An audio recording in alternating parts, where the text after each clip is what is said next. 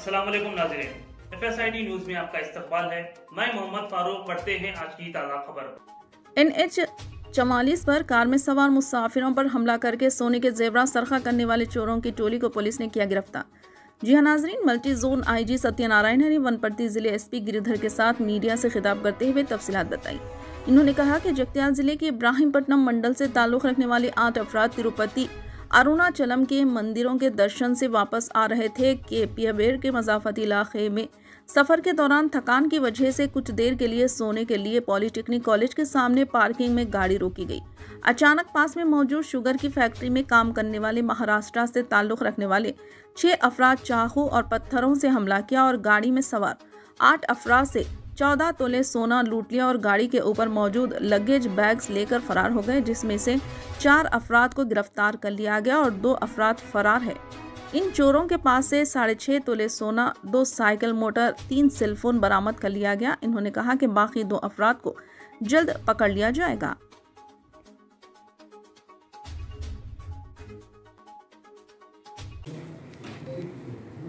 ఈ నెల 18వ తారీఖు ఎర్లీ మార్నింగ్ వనపర్తి జిల్లా పెబ్బేర్ దగ్గర నేషనల్ హైవే 44 ఈ యొక్క రోడ్డు పక్కన పార్కింగ్ స్థలంలో నిర్దేశించబడిన రోడ్ బే అంటారు దాన్ని. అక్కడ ఒక హైవే రాబరీ జరిగింది.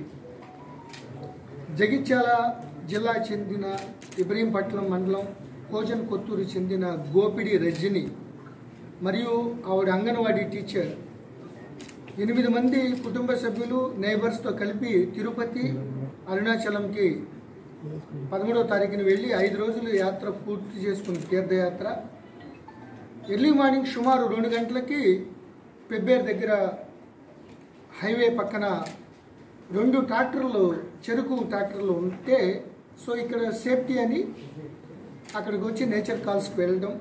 తర్వాత డ్రైవర్ సంతోష్ కమ్ ఓనర్ అతను కొద్దింత స్లీపీగా ఉండడం వల్ల కొద్ది రెస్ట్ తీసుకుని జగిత్యాల వెళ్ళాలి కదా అని అతన్ని కొద్దిసేపు రెస్ట్ తీసుకుని వెళ్దామనే ఉద్దేశంతో ఆ రెస్ట్ తీసుకునే నేపథ్యంలో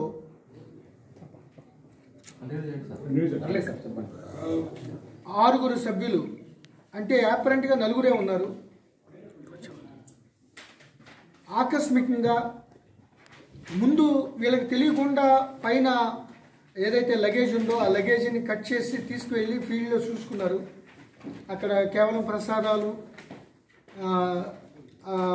విడిచిన బట్టలు తప్ప ఏమీ లేకపోవడంతో వాళ్ళు ఇంకా కసిగా వచ్చి పెద్ద పెద్ద రాళ్ళు, బండరాళ్ళు తీసుకుని నలువైపుల నుంచి 4 చాలా పాసిఫికంగా వాళ్ళపై దాడి చేయడం మొదలుపెట్టారు. ఒకేసారి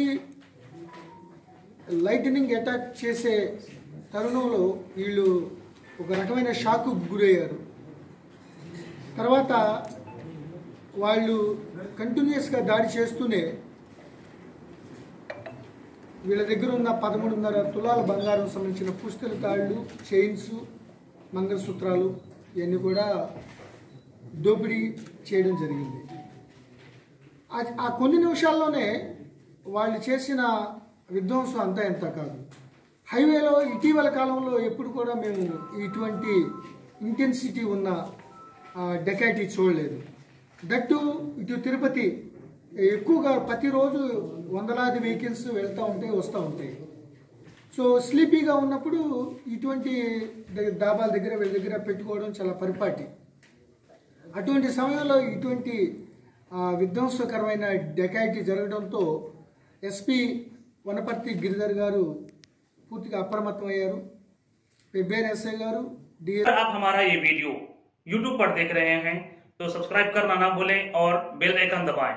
और अगर आप हमारा ये वीडियो Facebook पर देख रहे हैं तो पेज को लाइक करें और फॉलो करें।